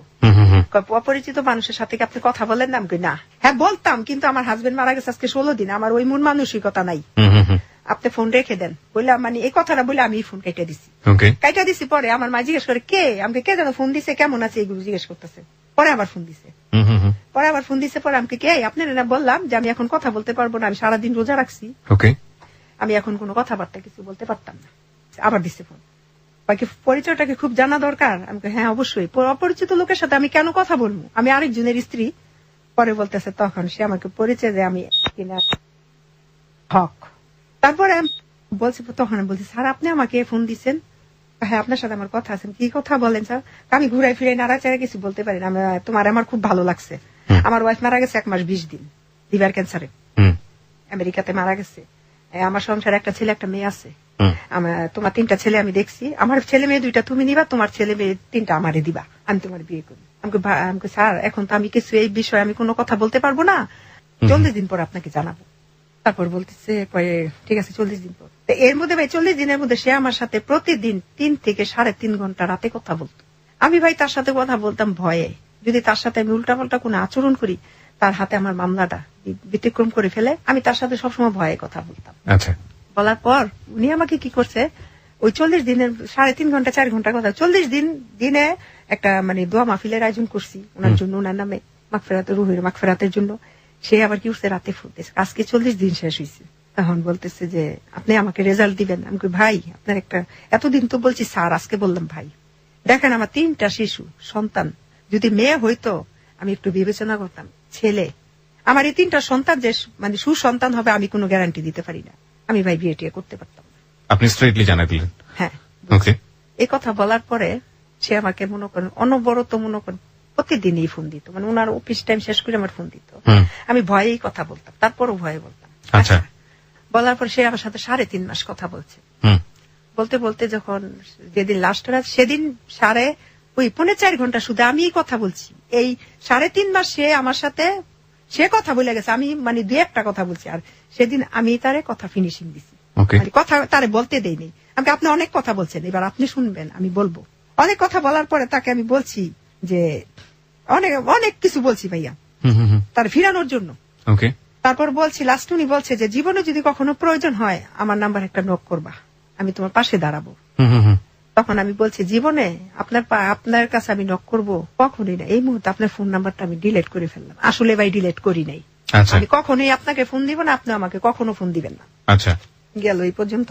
আমার হাজবেন্ড যে চলার একটা সেফটি ছিল, ব্যবসাতে ওনার টাকা ছিল, হ্যাঁ 2 লাখ টাকা ছিল। সেই 2 লাখ টাকা ওইখান থেকে আমার প্রতি মাসে 8 থেকে 9 হাজার টাকা মাসে দিত। আচ্ছা। আমি বড় ছেলেটা তখন ক্লাস 9-এ পড়ে যখন ওর আব্বা মারা গেল। 15 কি 14 বছর হইব এখন, না একটু বেশি, 15 বছর। এখন তো 22 চলে। তো ওর আব্বা মারা গেছে 6 বছর শেষ হয়ে গেছে না, 7 বছর। তো ছেলেটারা মিলে ইন্টার পর্যন্ত মেট্রিক পাস করলো, ইন্টার পাসও করলো, পড়াইলাম। কিন্তু ভাইয়া আর তো 2টা ছেলে আছে। একটা ছেলে আমি প্রাইভেট মাদ্রাসায় পড়াইলাম, সেখানে বর্তমানে ও হাফেজ। ভেরি গুড, খুবই ভালো। আর ছোট ছেলেটারও মাদ্রাসাতে দিছি, ওই ছেলেটাও লেখাপড়া মানে কোরআন নাজারে আছে, এখন কোরআন পড়তেছে। এর মধ্যে টাকা পয়সা আমার হাজবেন্ডের যেখানে টাকা ছিল সেখানে টাকা ভাই এরকম ভাবে আসতো, 1 মাস যদি টাকাটা থাকতো 3 মাসই বন্ধ থাকতো, আর বাকি 3 মাসটা তো আমাকে কাভার করতে হতো ঋণ করে। সেই ঋণগুলিকে আমার পরে আবার শোধ করতে হইতো। আর এই কথাটা বলে রাখি, আমার ঘরে বর্তমানে আজকে 21 বছর ধরে এনজিও সমিতি আছে, ওর আব্বা থাকতে এগুলো। তো ভাই দেখা যায় যে 3 মাস যদি টাকাটা বন্ধ হয়ে যেত, ওই সমিতির থেকে কিছু, আমি তো আবার ওই সমিতির সভাপতি ছিলাম, আসি। ওই সমিতি থেকে কি করতো, ওই ঋণ টিন তুললা, ওই যে ঋণটা থাকতো ওইটা দিতাম। এরকম করতে হতে যখন ওইখান থেকে ব্যবসা থেকে টাকাটা দিত ভাইয়া, টাকাটা 1000 করে, 2 লক্ষ টাকা 1000 করে দেওয়া শুরু করলো। আজকে 1000 টাকা দিলে 3 দিন পরে আবার 1000 টাকা দিত। তো 3 দিন পরে যদি ভাই আমার ঘরে আমরা ফ্যামিলি মেম্বার 4 জন, এর মধ্যে ছেলেদের লেখাপড়া, খাওয়া খরচ, মাদ্রাসার খরচ দিতে হইতো। তো সবকিছু মিলায় ভাইয়া দেখা যায় আমি যে ঋণটা করতাম ওই ঋণটা পরবর্তীতে টানতে সমস্যা হয়ে যেত। তো যাই হোক এরকম করতে করতে গেল কয়েক বছর, ঋণ মুক্ত হইলাম। ঋণ যেটা তুললাম ওইটা শেষ করে ফেললাম। ওরা এই 5 বছরের মধ্যে, ঠিক 5 বছর পর, 5 বছর না 5 বছর 5 বছর শেষ, গত ফেব্রুয়ারি মাসের 9 তারিখে, আমার মনে আছে একদম তারিখটা আমার সারা জীবন মনে থাকবে। ফেব্রুয়ারি মাসের 9 তারিখে আমার ফোনে রাত 1টা বাজে একটা ফোন আসছে, তখন আমি তাহাজ্জুদ নামাজ পড়তেছিলাম। ওই সময় যখন ফোন আসলো তো ফোন তো সাইলেন্ট, পরে দেখলাম কে যেন, পরে আমি বেগ দিলাম। ভাইয়া মিথ্যা কথা বলতাম না, হয়তো ভাববেন আপনার খারাপ, নিশ্চয়ই আপনি আপনার জীবনে যেটা ঘটেছে আমি বেগ দিছি, পরে সে আর ধরে নেই। আচ্ছা, আমাকে একটু বলেন, একটু ইন্টারাপ্ট করি আপনাকে। সেটা হচ্ছে যে আপনি আপনার স্বামীর যে মামলাটা ছিল ততদিনে কি অবস্থা ওটার? মামলাটার অবস্থা হইলো শেষ পর্যন্ত ওই কিভাবে যেন ওরা বিবাদী পক্ষ উকিলের টাকা পয়সা দিয়ে, আমার উকিলের টাকা পয়সা দিয়া, আমি তো টাকা পয়সা দিতে পারিনি, দিয়া কি করলো স্যার ভাইয়া খারিজ করে দিছে মামলা খারিজ করে ফেলেছে। আচ্ছা, ওকে, তারপর হ্যাঁ তো ব্যাগ দিলেন। তারপর ফোন আসলো, ফোন আসার পর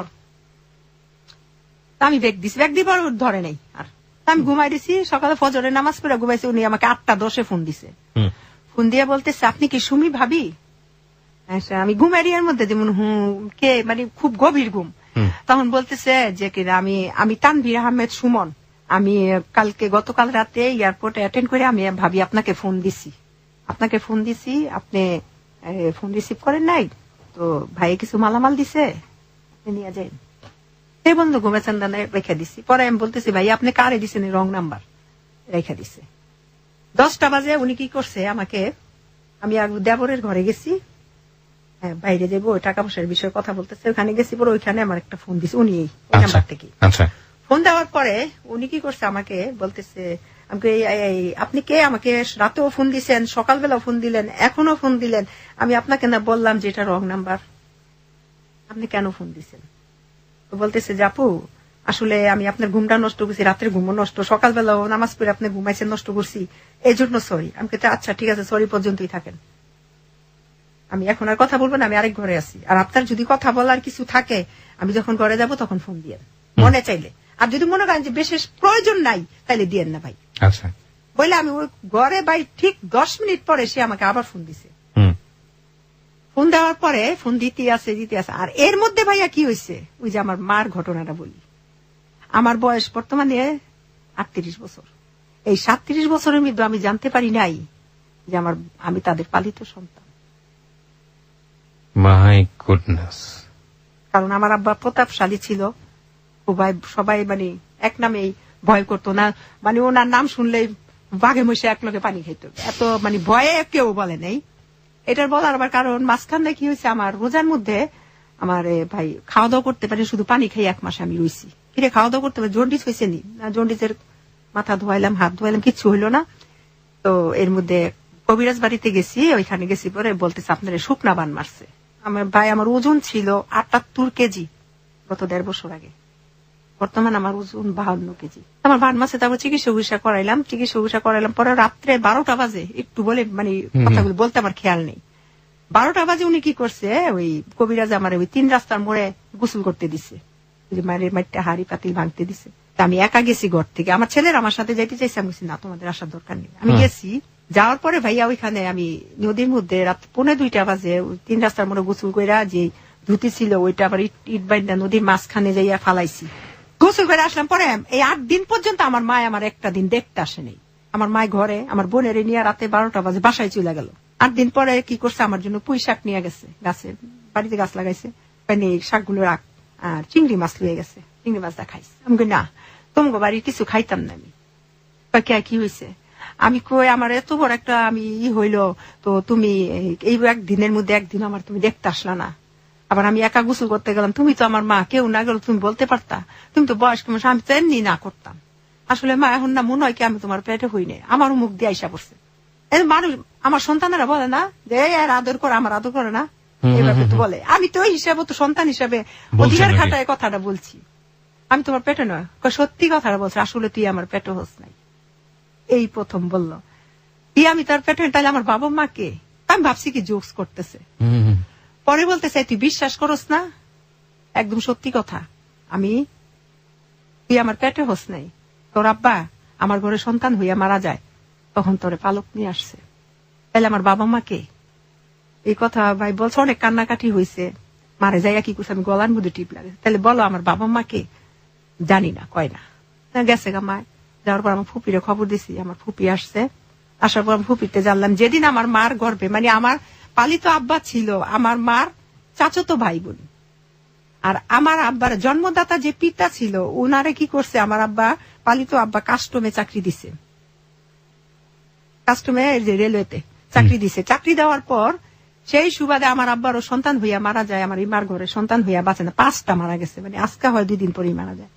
সেই সুবাদে আমি আমার মার ঘর থেকে যখন ভাইয়ের সংসারে আলো জ্বালানোর জন্য নিজের সন্তানের আরেকজনের হাতে কি করছে, এটা বিক্রি করে না, টাকা পয়সা নেয় না, স্বামীর টাকা নিছে আমার মা, স্বামীর চাকরি পাইছে না, ওই হিসাবে তো বিক্রি করলো নিজের সন্তান। ভাইয়া আমার মার প্রতি আমার গর্ভধারিণী আমি তো তারে দেখি নাই। মারা গেছে সে, মানে আপনি জানার পর আগেই মারা গেছে? হ্যাঁ মারা গেছে, আমার আব্বার 2 বছর পরে মারা গেছে। আচ্ছা আচ্ছা। এতদিন পরে আমার মা, মানে আপনার মাকে আপনি সম্পর্কে কি জানতেন? এটা আমার মাই জানতাম না, কিন্তু এখন মামি না। আপনার তো সেটা ঠিক আছে, কিন্তু আসলে মাকে জানতেন হচ্ছে ফুপু। আচ্ছা আচ্ছা। তো সবাই বলতো কি যে আমার মার চেহারা আমার চেহারা নাকি সেম। না, আপন ফুপু ছিল একদম, আব্বার চাচাতো বোন রক্তের। ও আচ্ছা, চাচাতো বোন রক্তের, ভাইয়ের সংসারে আলো জ্বালানোর জন্য। অদ্ভুত বিষয় হচ্ছে এগুলো কেউ কোনোদিন ফ্ল্যাশও করে নাই, জানেও না। সেটা না, দেখেন আমার স্বামীও জানে, আমারে বলে নাই। আপনার স্বামীও জানতো? এটা আমি আমার ননার সাথে জিজ্ঞেস করছি, আমার মা হ্যাঁ আমরা তো জানি, জানি শুনি তো তোরে বিয়ে করাইছি। কিন্তু কখনো বলে নাই। বলেন নাই কেন? কষ্ট পাবি তুই, কিসের কষ্ট? মানুষের তো, আমি তো আর কুকুর বিড়ালের পেটের থেকে হইনি, আমি তো মানুষের পেটের থেকে হইছি। যদি আমি আজকে কুকুর বিড়ালের গর্ভে ধারণ করতাম তাইলে আমার লজ্জা ছিল, কষ্ট লাগতো যে আল্লাহ আমার কুকুর বিড়ালের পেটে দিয়ে, কিন্তু একটা মানুষের ঘরে তো আমি হইছি। বলছি আমার হাজবেন্ড আমার এই দিক দিয়ে ঠকাইছে। আর আমার মাটা যে মারা গেছে, আমার ফুফু মারা গেছে, সেদিন আমার হাজবেন্ড অসুস্থ ছিল, আমি যাইতে পারিনি। আমার হাজবেন্ড অসুস্থ, আমি তার মারা গেছে ভাইয়া, আমি জানি না সেটা কি রক্ত তো না, আমি তো আমার বাবার রক্ত না, আমি আমার মায়ের রক্ত না, হয়তো গর্ভধারিণী মা। যেদিন আমার ফোন দিছে যে ফুপি মারা গেছে, আমার চোখ দিয়ে না পানি পড়ছে বেবি। কেন, শীতের দিন ছিল, আমার মা আমার ঠকাইছে। আমার হাজবেন্ডে পরে জি ফোন দিছে যে ও কাঁদতেছে কেন, তখন বলছে যে ওর মা মারা গেছে। তখন এই পাশের থেকে তো শোনা যায়, ওই পাশে তো আর কি বলে শুনি না। তখন আমি জিজ্ঞেস করছি, উনি জিজ্ঞেস করছে তাহলে আমি কি সুমাইয়ারে নিয়ে আসমু? না না দরকার নেই, আচ্ছা ঠিক আছে। তারপরে আমার মা মারা গেল, তাদের সাথে আমার ভাই বোনদের সাথে যোগাযোগ নেই, কারণ আমি যদি তাদের সাথে এখন যাই, কোনো সময় তাদের আমার পরিচয় হয় না। এখন যদি তারা ভাববে সবকিছু হারাইয়া অসহায় আমাদের কাছে আসছে, আমি পরের কাছে যাব, আপন লোকের কাছে আর যাবো। তাদের কাছে তার মার যদি, তাদের যদি আপন হইতাম, রক্তের হইতাম, নিজের সন্তানের ভাইয়ের সংসার আলো জ্বালাইতে নিজের সন্তানের বলি দিছে। ভাইয়া একটা আমার ঘরে সন্তান হয়েছে আমি জানি না। একটা মা যখন সন্তান জন্ম দেয়, আল্লাহ তার পেটে তার সন্তান দেয়, সে দুনিয়াতে আসার আগে একটা রিজিকের ব্যবস্থা করে দেয়। আর ওই সন্তানরা একেবারে চোখ বুঝে 6 মাস তার মায়ের বুকের দুধ খাইয়া বড় হয়। আমার মায় কোনোভাবে দিছে, কোনোভাবে আমার মায় দিল। আমি তো তার ঘরে খাবার ছিল না, ঠিক আছে, কিচ্ছু ছিল না, কিন্তু বুকের দুধটাও তো ছিল। আমার ভাগ্যে, মানে এখন বুঝি যে আমার মায়ের বুকের দুধ আমার ভাগ্যে জুটে নাই, পরের বাড়ির গরুর দুধ আমার ভাগ্যে জুটছে। কিন্তু ওই মায়ের 2.5 বছর আমি বুকের দুধ খাইছি। উনার মার সন্তান মারা গেছে সেদিন 5 দিন, 5 দিনের দিন নারী কাইটে নিয়ে এসে পড়ছে, আমার ফুপি আমার বলছে। তারপরে এই আর কি, আমার স্বামী ওইখানে আমার ঠকাইছে, আমার বলে নাই কিছু। এটার জন্য আমার স্বামীরও আমি ক্ষমা করবো না, কারণ মায়ের কাছ থেকে সন্তানের হকটা বঞ্চিত করছে সে জেনে শুনেও। সে অসুস্থ ছিল, আমি তো, সে যে আমার মা সে তো জানতো, সে তো আমার তার শাশুড়ির কথা কেন শুনবে? তার স্ত্রী তো তার শাশুড়ি দেখা আনতে পারতো না ইচ্ছা করলে। না, কিন্তু একটা জিনিস আমি বুঝি না, গোপন রাখছে, কিন্তু সারাটা জীবনই রাখতে পারতো, কেন শেষ বয়সে এসে সেটা জানিয়ে দিল? এখন ওই আমি কি করছি, ওই সমিতির থেকে 2,40,000 টাকা তুলছি, তুললা চাউলের গদির মধ্যে দিছি, যে আমার ঘরে যেহেতু স্বামী 5-7টা নামে দিয়া, আমি কি করছি চাউলের গদির মধ্যে টাকাটা দিছি, যা ওইখান থেকে যে ইন্টারেস্টটা আসবে ওইটা দিয়া সমিতি চলে যাব। ঠিক আছে ভাইয়া, সমিতিতে দিতে হইতো সপ্তাহে 3,500, 4,500, আমি টাকা দিতাম 7,300। যখন টাকাটা তুললাম, কোন নামটা 5 সপ্তাহ, কোন নাম 6 সপ্তাহ, কোন নাম 2 সপ্তাহ আইসা মানে আটকে গেল টাকাটা। ওই চাইলের গদির ওয়াইফ যে বেড়ায়, ওই বেড়ার স্ত্রী অসুস্থ, কিডনি প্রবলেম, মাদ্রাজ নিয়ে গেছে, সে টাকা স্টপ করে রাখছে। সে আসছে, আসার পর এখন শুনলাম যে এখান থেকে গেছে নারায়ণগঞ্জ, তার নারায়ণগঞ্জ কালীবাজার চালের দোকান। এখন যে আমি 2.5 লক্ষ টাকা সমিতির থেকে নিলাম ভাইয়া, এখন তো আমি টানতে পারি না। এখন আমার বাড়ি ঘর আমি থাকতে পারি না ভাই। 2.5 লক্ষ টাকা এক সমিতি, আরেক সমিতির থেকে নিছি 28,000, আরেক সমিতির থেকে নিছি 25,000। এই টোটাল টাকাটা এইভাবে ভাইয়া দেখা যায় 2.5 লক্ষ দিছি, গড় 5,000 খাইছি। কিন্তু এ পর্যন্ত সন্তানদের নিয়ে আমি আছি। আমি সবসময় চিন্তা করতাম আমার সন্তান 3টে আমার কাছে বড়, আমি বিয়ে করলে একটা স্বামী পাবো, কিন্তু আমার সন্তানেরা বাবা পাবে না, কোনোদিনই না। আমার সুখের ঘর আমি দুঃখের আগুন লাগাইতে চাই না, কিন্তু ওই আগুনগুলি আমার ঘরে আসলো। আমার মায়ের দিক দিয়ে টাকা, সমিতি টাকার জন্য আমি টাকা দিতে পারি না, পালাই থাকি। এলাকা থেকে আমি 72,000 টাকা ঋণ করছি ভাই, এগুলো সব সংসারে আমি খাইছি, ছেলে মেয়েদের লেখাপড়া যায়। এখন 6-7 মাস ধরে আমি এই কিনা বেতন টেতন দিতে পারি না, পড়া স্টপ। মানে ওরা যে মাদ্রাসা হুজুরা জানে আমি খুব ভালো, অগ্রিম বেতন দিয়া ছেলেদের পড়াইতাম, সেই হিসাবে আর ছেলেটাও মাদ্রাসার মধ্যে 1 নম্বর ছাত্র। আমার ছেলেটা খুব ব্রিলিয়ান্ট ছাত্র, ওই ছেলেটাও ক্লাস 5 বৃত্তি পাইছে। তাই এখন ভাই আমি ওইখানেও ছেলেদেরও লেখাপড়ার স্থগিত রাখছে। মাদ্রাসা থেকে আমার ফোন দেয়, এলাকায় আমি থাকতে পারি না, 72,000 টাকা ঋণ সমিতির মধ্যে আছে, প্রায় 3 লক্ষ টাকা। এই পর্যন্ত দিতে দিতে ভাইয়া এক সমিতির মধ্যে আসছে 21,000, আরেক সমিতির মধ্যে আসছে 19,000, আর এটার মধ্যে ভাইয়া 1,43,000। 1,43,000 টাকার মধ্যে আমার দুইটা বড় ছেলেটা সপ্তাহে 2,000 টাকা দেয় ভাই। এখানে আমার আর কোনো ইনকাম নাই। এমন দিন যায় 2,000 টাকা সমিতির দিলে আমার ছেলেটা গাড়ির যে কন্ট্রাক্টদার আছে না, কন্ট্রাক্টদারি করে আমার ছেলে, ওই ছেলেটা 2,000 টাকা দেয়। আমার ঘরে মনে করেন খাবারের কিছু থাকে না ভাই, খুব কষ্ট। দেখা যায় 1-2 ভাত আছে, এই ভাত দুগা আমি আনতে গেলে আরেকজনে খাই এলাই, মানে এমন মধ্যে পড়ে গেছি। আবার ঘরে থাকতে পারি না, মানুষ অত্যাচার জুলুম করে। এর মধ্যে আমি যে সম্পত্তিটা পামু, এই সম্পত্তিটার জন্য আমি বাড়িতে গেছি, যে আমি সম্পত্তির জন্য যাই নাই, আমি গেছি এই যে 50,000 টাকা আমার হাজবেন্ড দিছে 2005 সালে 7 সালে, ওই টাকাটা আনলেও তো আমি মানুষ কিছু থামাইতে পারি।